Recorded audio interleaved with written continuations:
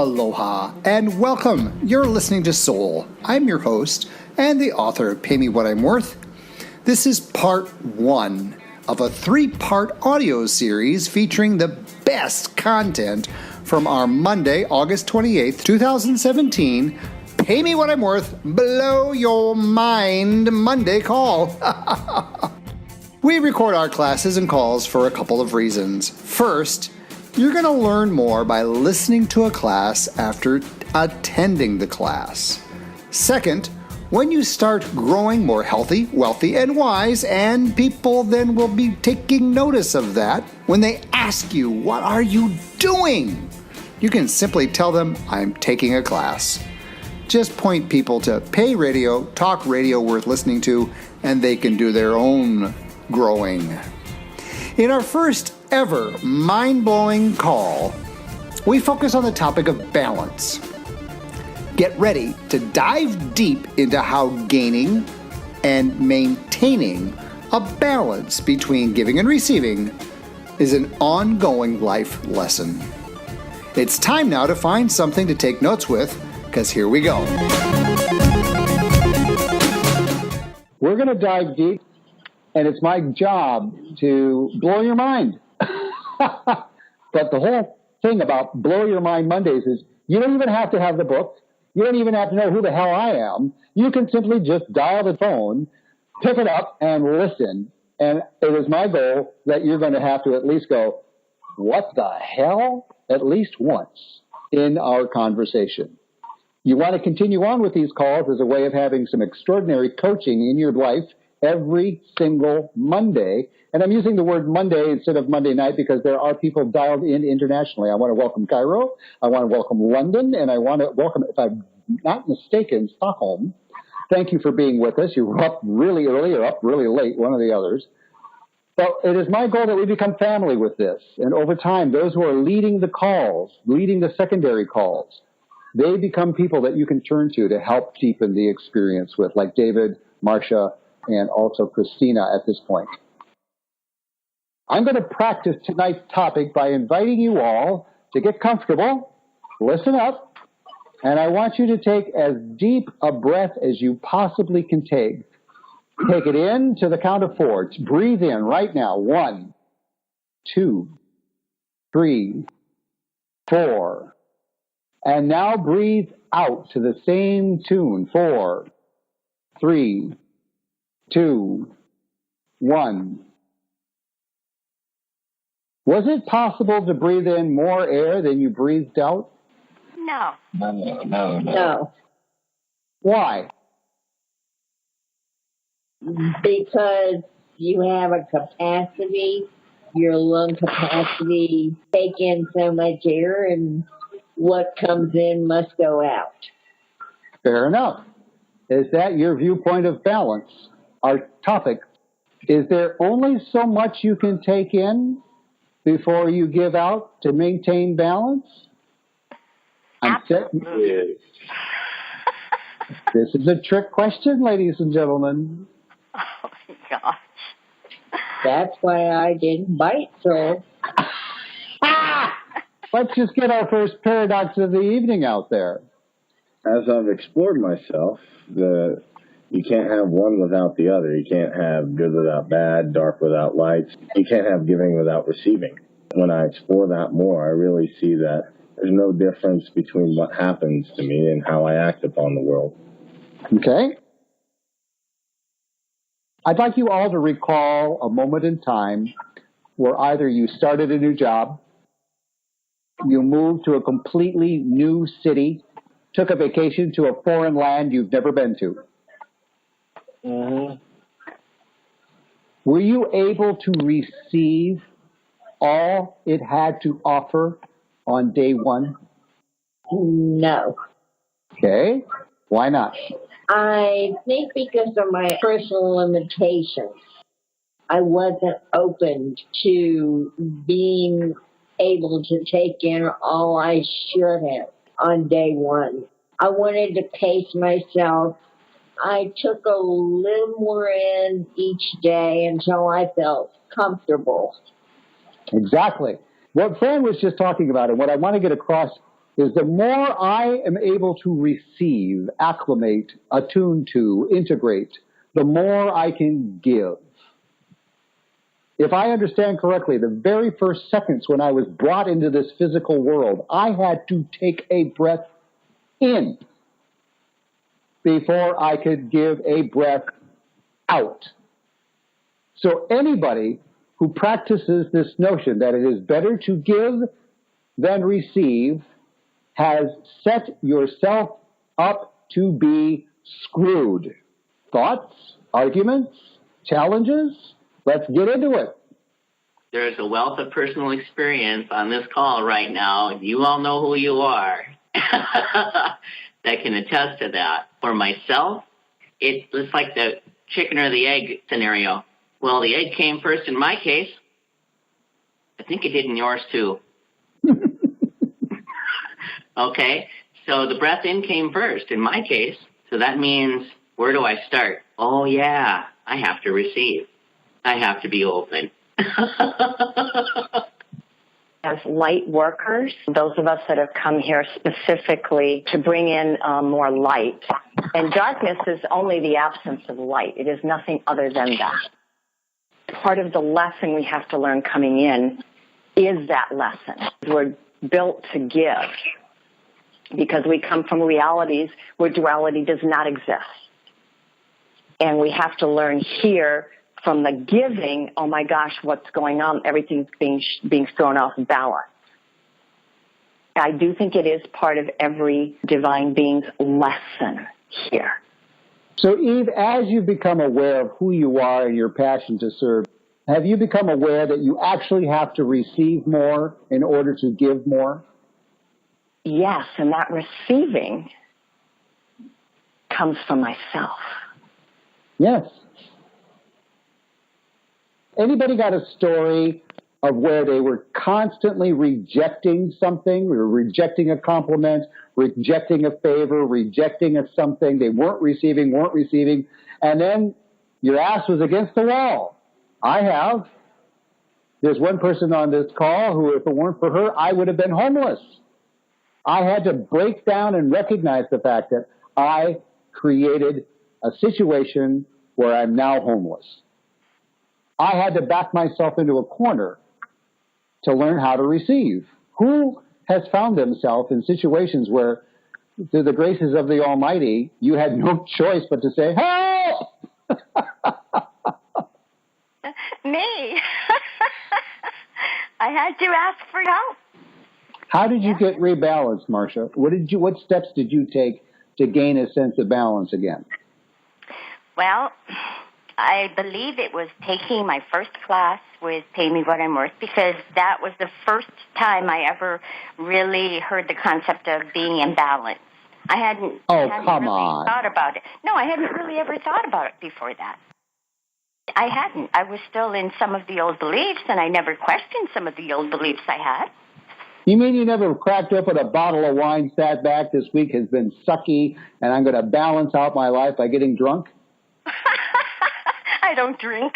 Oh, all right. Sorry. Sorry about that. Well, I ain't going to lie. A bottle of Moscato has been on my menu a time or two. With this whole giving and receiving thing, literally, I had issues with fear and trust. I didn't allow myself to be open to receiving because, and I didn't trust that somebody was going to show up. I didn't trust that they were going to give all that they had. And if the truth be told, I was sitting in judgment, setting them up because I didn't trust that they would come to the table with all that I was coming to the table with. No. Yeah. So wait a minute. The thing that I realized was that I was setting up my own negative energy cesspool because I was establishing this place of disappointment, resentment, hurt, anger, loneliness. Yep. And here's the whole thing. I'm like, why am I so lonely? Why am I whatever? And I'm not even opening up the space for somebody to be there because I feared and I had the trust issue. And then I'm wondering why I'm exhausted because I'm trying to give. I don't have any more to give because literally what little bit I do have, I'm actually spending it on negative energy that I'm setting up. So, Christina, as you started getting your mind wrapped around this teeter-totter between giving and receiving, what really struck you right between the eyes? I think what struck me between the eyes was choice. It was what I was choosing. And so I had to go deeper and ask myself, why was I choosing that path? Why was I choosing to be untrusting? Perhaps there were things that happened in my past that people proved to not meet my expectations, but then, okay, so expectation was one highlight that I had to start to address in my life. Ultimately, it was choice. Were you brought up in an environment, Christina, where it was taught to you that it is better to give than receive? Yes, but it wasn't so strong. It wasn't so bold as in it's better to give to receive, you got to give to receive. But there were those community norms, familial norms that certainly gave that message. Okay. I'm picking this out because in Western culture, am I accurate in saying that it's practically drilled into us from an early age, almost regardless of which dogma you were raised in? It's better to give than receive? Yeah, I completely agree. I actually had the same experience with friends from different faiths, even, mostly they were Muslim and Christian, that if you're going to get anything good, if you're going to realize the greatness about you, Kareem, you got to suffer for it. You got to pick up every bullet, and then you have to go through all this pain. And I said, I guess I have to suffer. I have to go through a lot of time of giving up what I want to do. I can't have fun, because if I'm not having fun and I'm not drilling down, hard working, and I'm not suffering through it, I'm not going to get anything I deserve. Well, I found out it was just the opposite. I need to flip that, realize who I am, and have some fun and enjoy some life, and make sure that I'm receiving and I'm also giving in accord with what makes me feel good and what makes me feel fulfilled. And I can resonate so much with that, Kareem. Let me tell you, I personally feel like there are certain cultures play into that as well. Being a black woman, being raised in a black family, we're taught from early age, whether it be circumstances or whether it be actually said, most likely both, that your effort has to be so far beyond everybody else's. You have to work so much harder than everybody else. And you can't trust in the fact that your merit, just working hard, is going to yield you a level of success or recognition that you deserve. You have to absolutely crush it so that there's no doubt in anybody's mind. I certainly learned that as well, Kareem. So the joy of things, doing things out of pure passion and joy, was something that I'm just only learning in life. Most things were done out of obligation, and it's because of that lesson that I learned early in life. Yeah, I completely agree. I had the same thing because my family was saying, if you don't work hard, you're going to end up in a bad situation. And I always thought, I need to keep surviving because they worked hard, because their ancestors. And then what happens is I'm working myself to death. My kids are working, their kids. Nobody takes time to say, I'm going to enjoy myself. It is my desire that you understand that this teeter-totter of giving and receiving, my goal in our journey is for you to expand your ability to receive while you have at the same time the ability to expand your ability to give until it is so fluid you don't think twice about receiving something, and you don't think twice about giving something. Not a moment in your mind flashes, what's the game? What's the agenda that this person has that they're giving me something? Not a moment in your mind flashes, okay, if I do this, then I've got to do this, and it's a checkbook relationship between time and money and this. No. Our journey over the next couple decades together is for you to experience that joy that you were just talking about, Christina, that you're stepping into. That joy of going, holy crap, what an amazing day today is. Every day. No matter your age, your ability, your background. Let's take a moment. If it's at all possible, just simply close your eyes. And as you close your eyes, I want you to begin to feel what you're connected to. A chair, a desk, a bed, the floor. Feel it. Actually feel the support being given to you right now in the form of earth, a solid something underneath something that's underneath you right now. You are receiving that support unconsciously. You don't stop for a moment to think about gravity. How would life be different if all of a sudden gravity disappeared?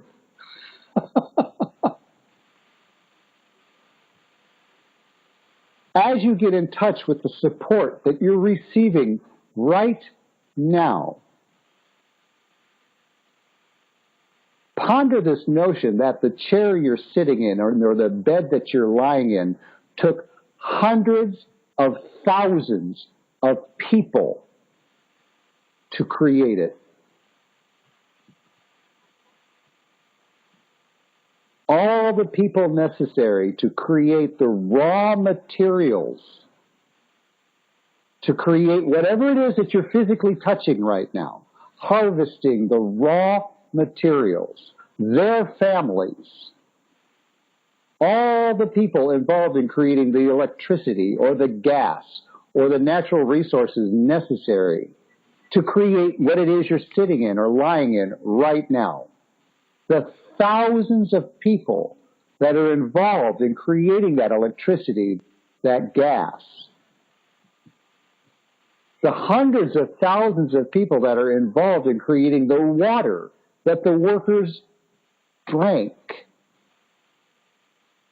The food that the workers ate. To create every single thing you're wearing, you're feeling right now. You are receiving the result of their lives, their effort, their time.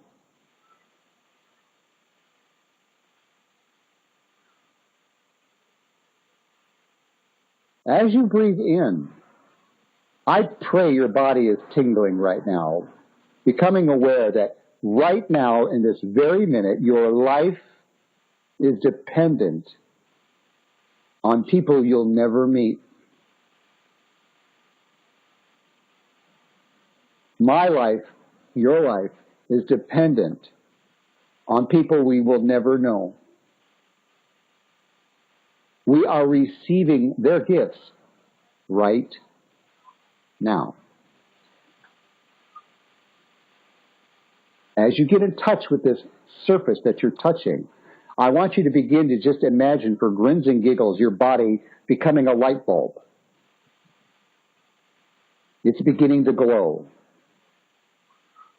And that light is seeping ever so gently, effortlessly into whatever you're connected to. And it's reversing the process.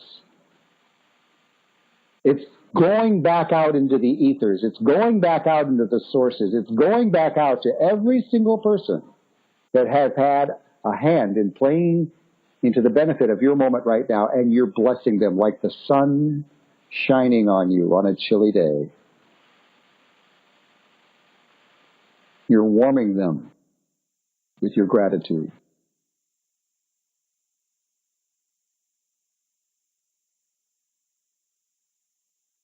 You're letting them know in your own way, thank you for giving me so much.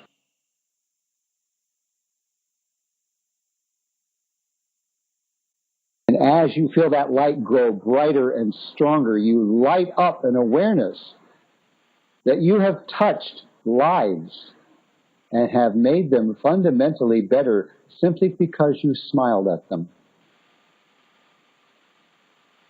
You said hello. You opened a door.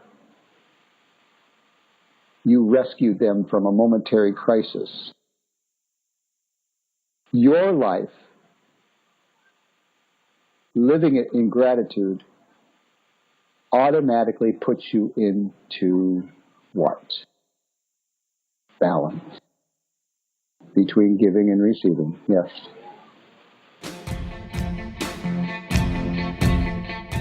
As we wrap up part 1 of our 3-part audio series featuring the best content from our Monday, August 28th, 2017 Pay Me What I'm Worth, Blow Your Mind Monday call, take a moment now to write down some thoughts and feelings. Bring these notes to our next Monday call. All right, you want some more? No problem. Click to bit.ly/pay radio. Again, that's bit.ly/pay radio. Click anytime to access hundreds of classes just like the one you listened to. Now that you've written down that URL, one more to write down. It's very simple. To register for these classes, click out to pay411.co. The word pay, the number is 411.co, and you can get registered to take these classes. I look forward to seeing you or hearing you in class. Aloha!